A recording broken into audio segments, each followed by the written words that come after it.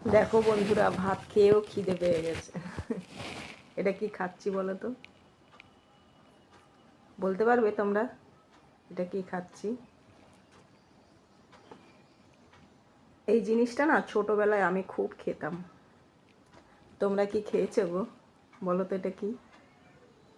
এটা হয়েছে মিষ্টি আলু সেদ্ধ। ভীষণ ভালো লাগে আমার খেতে, আর শরীরের জন্য তো ভীষণ ভালো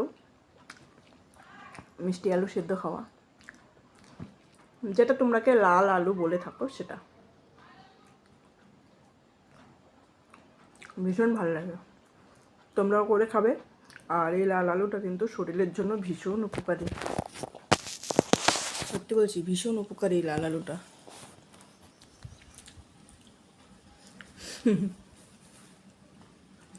তোমরাও খাবে, খুব ভালো। আর আমার খেতে সত্যি ভীষণ ভালো লাগে, ছোটোবেলার থেকে খেয়েছি তো এখনও ভালো লাগে। খেয়ে নিলাম। টাটা। সবাই করে খাবে কিন্তু, ঠিক আছে? আর মিষ্টি আলুটা শরীরের জন্য ভীষণ উপকারী, তোমরা সবাই খাবে। আমি এক হাঁড়ি সিদ্ধ করেছি, জানো তো?